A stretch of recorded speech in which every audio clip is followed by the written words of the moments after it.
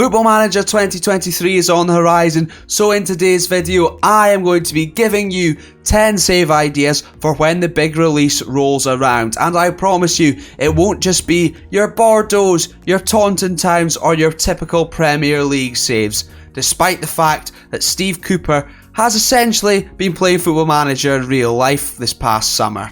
But before we get stuck into the save ideas, however, please could I ask you to subscribe to the channel. It goes a long way in helping me, and I have plenty FM23 content already planned, including my beta save reveal, which will be coming very soon, and I guarantee you don't want to miss any of it. First up, we jet off to Italy and into the Serie B, where we will be taking a look at Parma, who were once heavy hitters in Italian and European football, with the likes of Juan Sebastian Veron, Enrico Chiesa, Fabio Cannavaro, and the eccentric Tino Asprilla, as well as much more. Gianluigi Buffon is, however, still kicking a ball, or perhaps saving them, at the age of 44, and my challenge to you is this: can you take Gigi back to the Serie A for one last dance with Parma? And once you're there, can you challenge with the big boys of Roma, the Milan clubs, Juventus and more as well? They've never ever lifted the Scudetto, not even in their heyday, and that's despite winning the Cup Winners' Cup once and the then UEFA Cup twice. Let's see if you can do it. And bonus points also if you manage to do it before the Italian stallion Buffon finally hangs up his gloves. Now to the northeast of England, though not to the billions and millions of pounds that Newcastle United possess, but we are staying in the NE postcode with Gateshead. They were demoted to the National League North in 2019 thanks to financial irregularities, but under Iron Mike Williamson's leadership, they are back in the Vanarama National League. Though similarly to Parma, they do have an experienced goalkeeper in their ranks, not quite on the same level, but at their level, certainly more than capable. Rob Elliott at the club, and as you can see from Football Manager 2022's attributes, still pretty darn decent.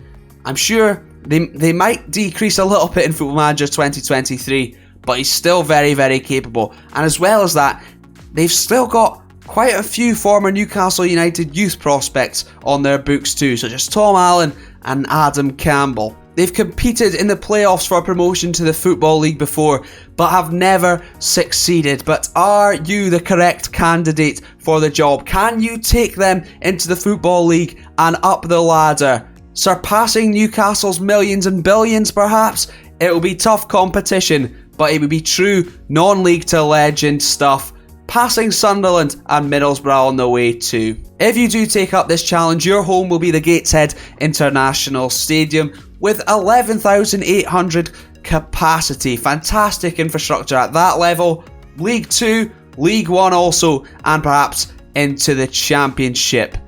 Come on, do it for grandma right. My grandma was from Gateshead. Nobody asked. Sparta Rotterdam are a very interesting club in my opinion. They have fantastic youth facilities. Okay, only rated as good in Football Manager, but for their level, very good.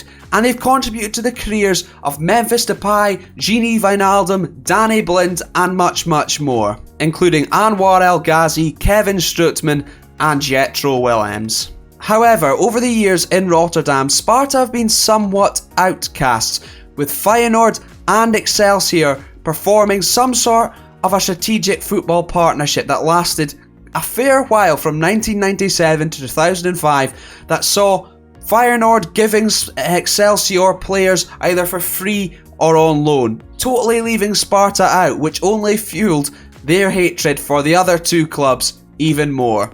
They finished 14th in the Eredivisie last season.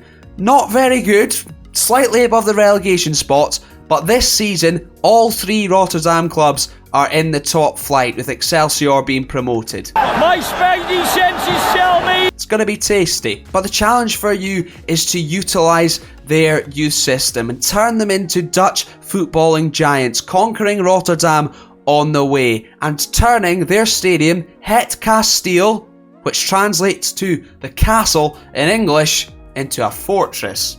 You see what I did there? This is great banter. Now to Real Betis, or Real Hispalis as they are called in Football Manager 2022. I was inspired for this one by Copa 90's Once in a Lifetime series, which you should check out. I would highly recommend after this video, of course. Like Sevilla, Real Betis are also based in Seville. However, have been largely in their rival's shadow thanks to those 4 Europa Leagues in just the last decade alone. 6 in total for Sevilla.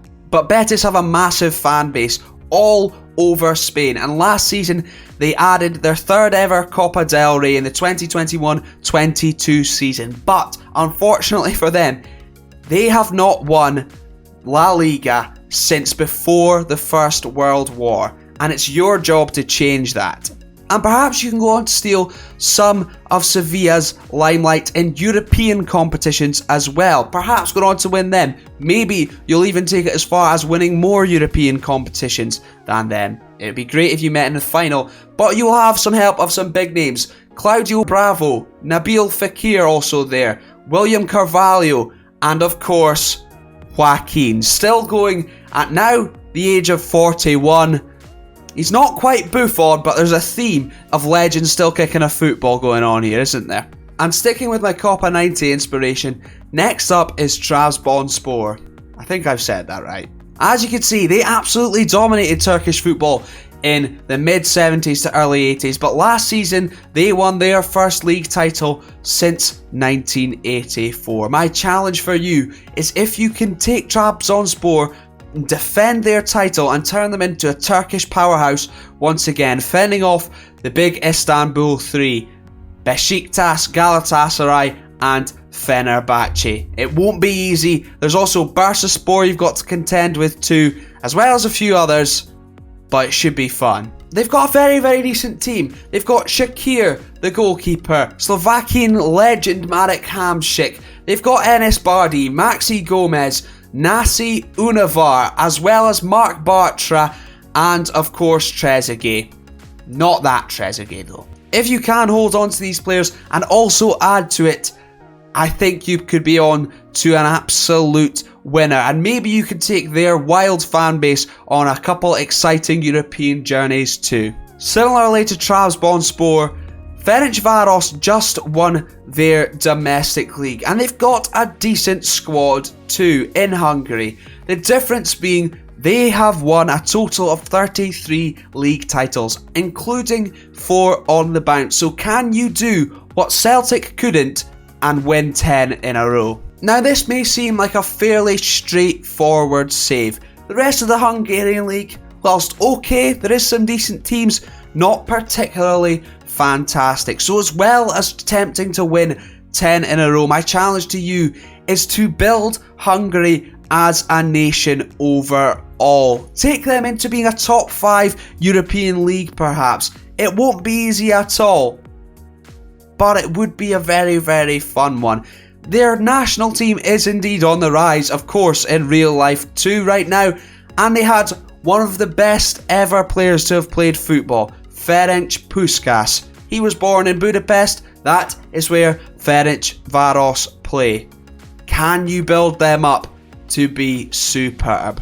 After all, Ferencváros did indeed win now the Europa League, the old Fairs Cup, back in 1965, and finished runners-up in the 70s in the Cup Winners' Cup as well. But you need to put Hungary back on the footballing map. They've got a nice stadium too.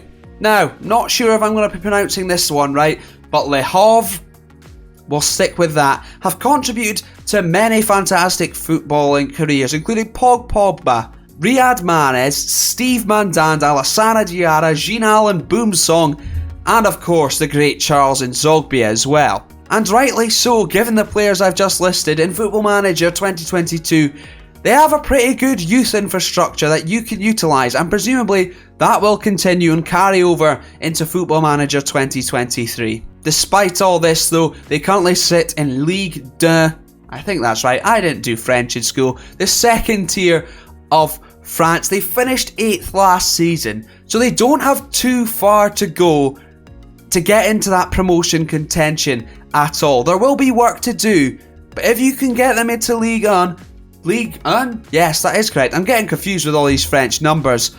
Then you could have a very, very fun save on your hands. They've never ever won the top division before. But if you can take them into the top tier, utilise their youth system, nurture the young talent, develop them, sell them on for profit, reinvest that into the team, and eventually work your way up the league to challenge with the big boys of Lille, Lyon, Marseille, then perhaps you can eventually contend for that league title that has eluded them as of yet.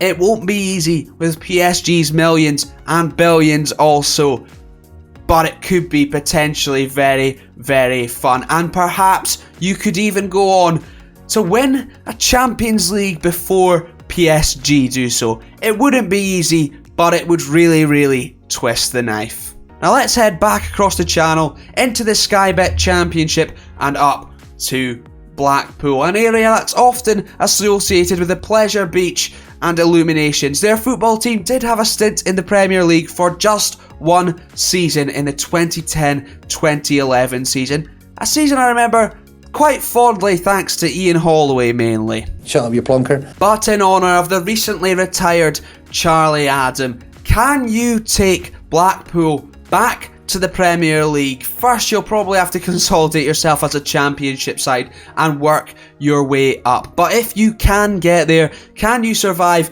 more than one season and perhaps even go on to take the Premier League title back to the Northwest, to a place that's not called Manchester, Liverpool or Blackburn? They finally got rid of those horrible Oystons in 2019, so you might actually have a chance now that they're back from the fourth tier of English football. And in fact, they have a Calum Wright in their ranks as well. So I fancy you to do it.